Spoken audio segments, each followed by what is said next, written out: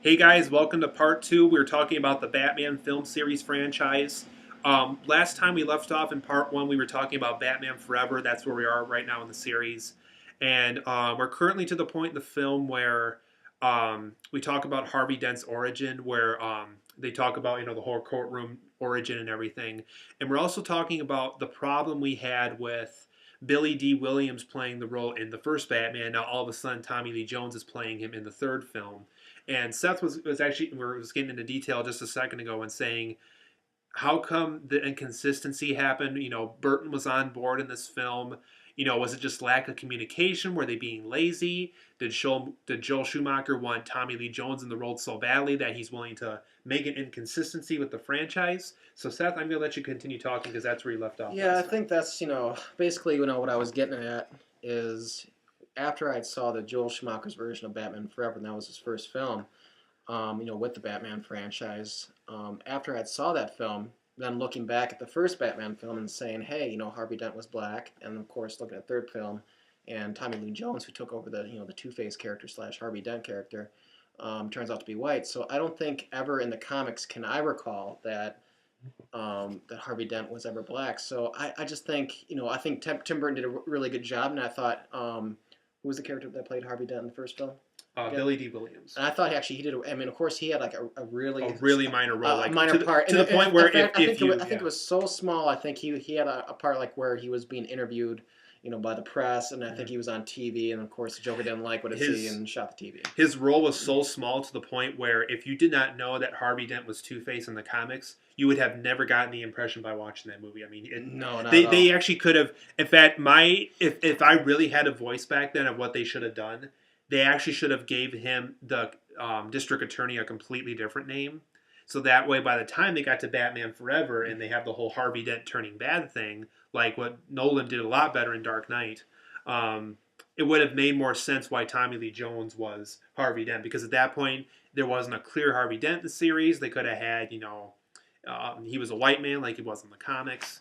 And even though Billy D. Williams played the part well, it's kind of like saying, you don't want James Bond to be played by Denzel Washington. Like Denzel Washington's a good actor, but you don't want him to play. It just doesn't mix. It just doesn't. It's like it's like saying you have a film made in Africa and you have an Asian man in Africa. You know what I mean? It's like it just. I'm not trying to be racist. I'm just saying people are going to spot you on that and say, "Hey, how come this guy is in this movie?" Certain actors are meant for certain roles and for certain characters based on how they're portrayed in the book, and when it's portrayed in the book and then converted to film. So it's just based on who the character really was when he was first, made to the public eye, and then was converted to film. So. I think, that's basically what we're talking about. So we're not trying to be racist. We're not trying to be biased. We're just trying to kind of more dissect it. So just in case, someone might have an argument about that. So any more comments about Batman Forever, Seth, or do you want to move on to the next Batman film? Yeah. I mean, Batman Forever has so many problems with it. We could talk about it all day. I would say Forever does have its problems, but the next film that we're going to be discussing has even more problems, as you guys all know. So the next film, you guys, and yes, it is kind of sinful for me even mentioning the title, is Batman and Robin. It was the second and hopefully the final Joel Schumacher Batman movie, because when you watch this movie, you will be shocked by how wrong everything is. I mean, it has... Oh, man. I guess in some ways I can even argue all day just how bad I think this the film last is, time too. I was on Rotten Tomatoes, wasn't the film given like a 40%, which is actually still pretty high for the film. No, actually, you're thinking of Batman Forever. Oh, that was Forever. I think this film was 20%. I think it was like lower. So somebody look that up and comment below. I think it's like 14 or 15% right now. I believe so. But something really, really low. It's just poorly done. Okay. So anyway, guys, and I'll let Seth talk here in a second too. I did think, as far as comparing this film to Forever, which was also directed by Schumacher, I did think this film was more enjoyable on a camp level. Like, we have hokier one-liners in this one. I thought Schwarzenegger did better as Freeze than, let's say, Tommy Lee Jones did as Two-Face.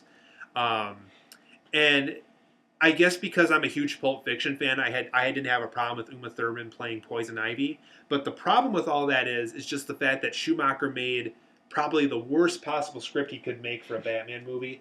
You can have you can have Tom Hanks in a Batman movie, but if you have a terrible script, your movie's gonna suck. All right. So I don't care. Steven Spielberg could have directed this movie, and even he would have made it suck. I think this film just didn't even get any better. Actually, when you have a musclehead burn, it was so great. I thought Batman Forever was comical, but this one just brought it to brand new heights. To put this into perspective, and it was funny because actually Schumacher was very serious about this film. You want to know something funny?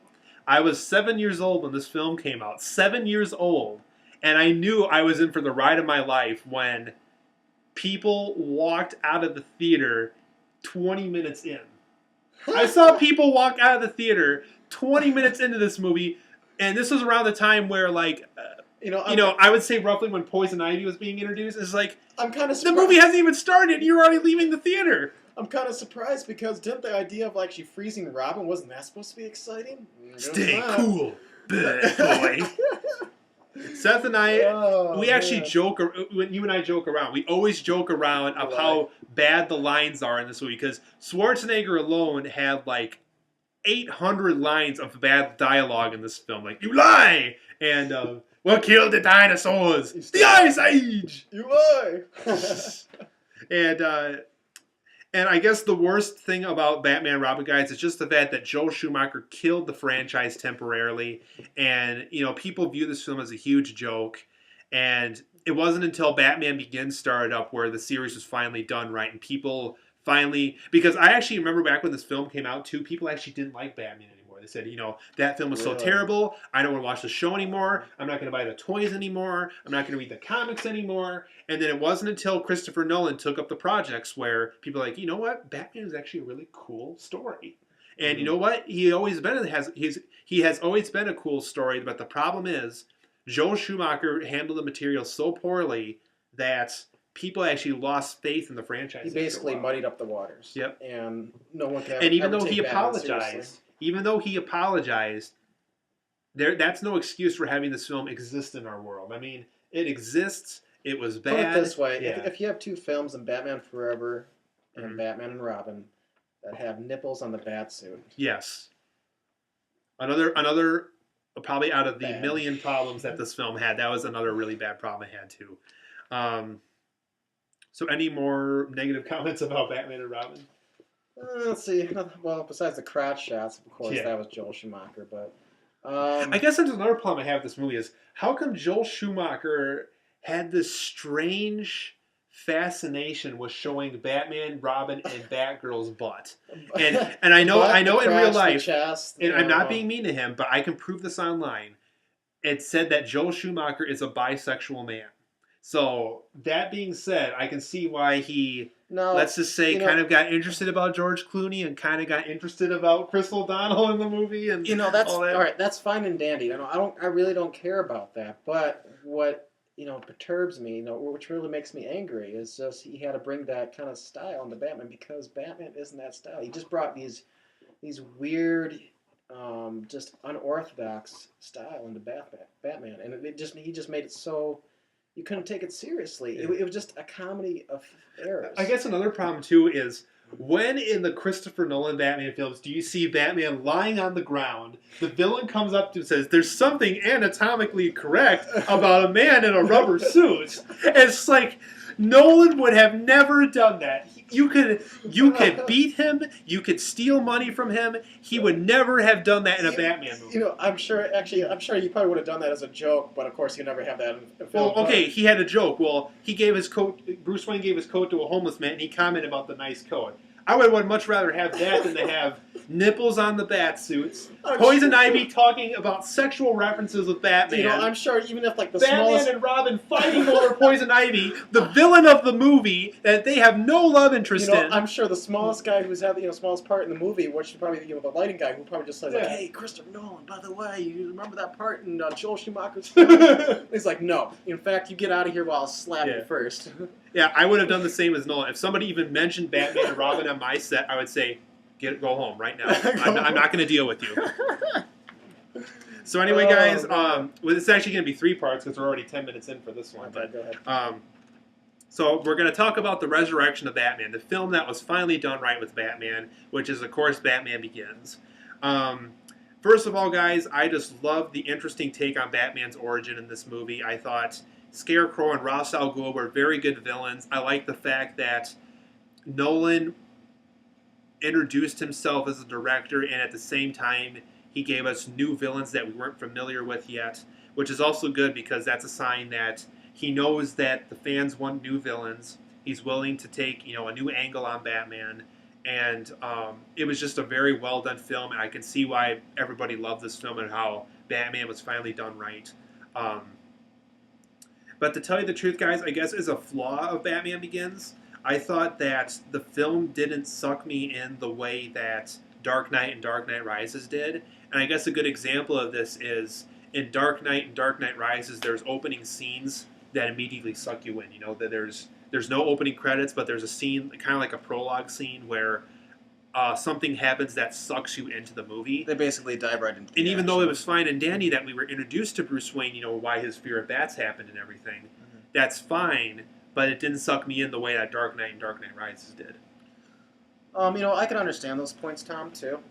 But I think for me, I know you love Batman. I know you really like Batman Begins, and of course, I remember actually before the film even came out, I didn't even want to really see it in theaters just because the interpretation I got from the previous film, and I think of course Tom had mentioned that, but The bad taste was still in everybody's mouth. It was just a bad taste, but I just thought like, I really don't know what to think about this film. And it was funny because actually before this film even came out, I didn't even know what the film was going to be called. But I remember when I was younger, after Batman and Robin came out, I heard like rumors like that if I heard like a Batman, like a new Batman film was going to be in production. And I heard like the new film was going to be Scarecrow. I was trying to think because how were they going to interpret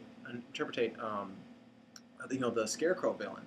And I remember, always watching. I was always a big fan of the Batman the animated series, and that's a whole different discussion. But I remember, the way Scarecrow looked in the animated series, and of course, I was younger, and I really didn't try to, imagine Scarecrow as a real life person and how, they could actually portray him in this brand new film. But I thought they actually did a really good job. And I agree with Tom. They didn't have the first scene where it just like bam, it's action. I mean, it's not bam in your face action, but of course it just leads to action where you really don't know what what the scene is or what's going to happen. So, but I think it was like one of those promotional posters. But of course every legend has its beginning, and I think Batman Begins, even though it didn't have that immediate action in the beginning, I thought it did a really good job because it just basically showed a young Bruce, a young who was what was that one character? Rachel Dawes. Rachel Dawes, yep, and a young Rachel Dawes character. So, and of course they progressed along, and after that scene, then they kind of show, as you guys know, Bruce Wayne in the prison. Now, one thing, maybe I guess I didn't dissect the film as much as I probably should have, but I guess one thing I really didn't understand in the film was, I think he was running away, and of course they tell that later in the film. But why was he? I think he was trying to steal like chemicals from Wayne Enterprises or something like that. It's like, remember the guy's like, well, it's like, I'm not a criminal, but he's like, well, tell that the guy who owns these. Like, I really didn't understand that part. Like, why was he necessarily after his own product? Mm-hmm. But anyway, guys, we're going to continue talking about Batman Begins when we come back for part 3, so make sure that you stick around for that.